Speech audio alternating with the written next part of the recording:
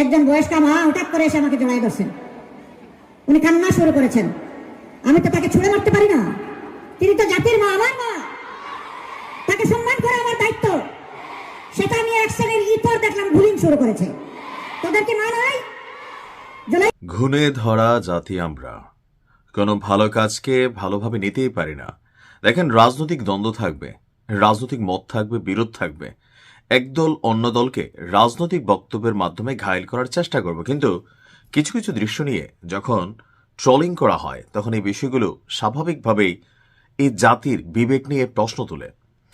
জামাতের আমির ডক্টর শফিক সাহেব গতকালকে খুব গোস্বা করে বেশ কিছু কথা বলেছেন। আমার কাছে মনে হয়েছে যে কথাগুলো যৌক্তিক। কেন এই কথাগুলো তিনি বললেন?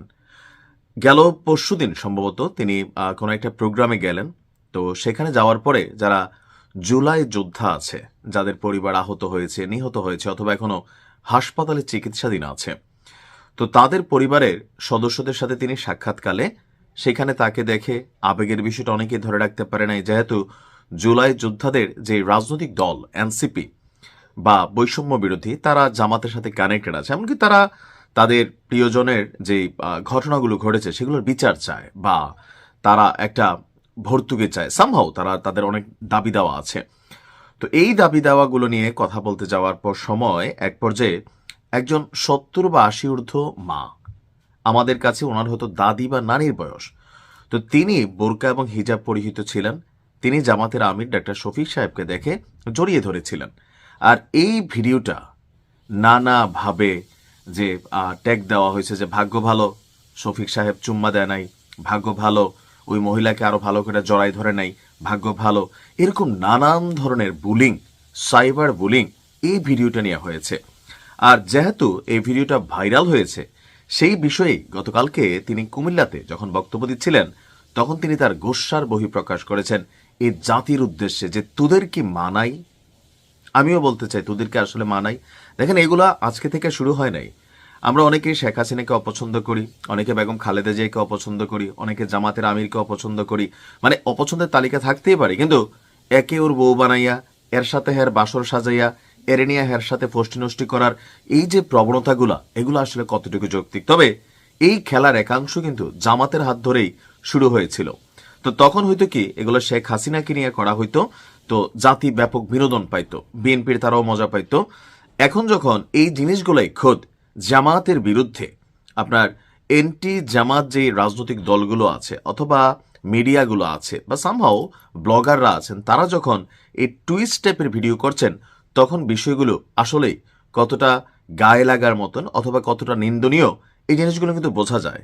এই খেলাটা যে আজকে শুরু হয়েছে তা না।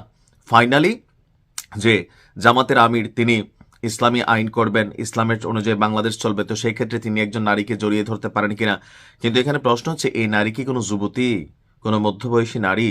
তিনি 70-80 ঊর্ধ্ব একজন মা, তার পরিবারের হয়তো কেউ না কেউ মারা গেছে, আর তিনি তো জড়াই ধরেন নাই। ওই মহিলা বা ওই বৃদ্ধা মহিলা আবেগের বশে অথবা তিনি আবেগকে সামলাইতে না পারে, থাকে না আমাদের বাংলাদেশের একটা ট্র্যাডিশন কালচার, যে কোনো রকম নেগেটিভ একটা সিচুয়েশন থাকলে অথবা মন খারাপ থাকলে অথবা কেউ মারা গেলে আমরা একটু ধৈর্য কান্নাকাটি করি। তো সেই ক্ষেত্রে প্রশ্ন হচ্ছে, যদি আজকে একটা যুবতী মেয়ে হইতো তাহলে হয়তো জামাতের আমিরকে আপনি প্রশ্নবিদ্ধ করতে পারতেন।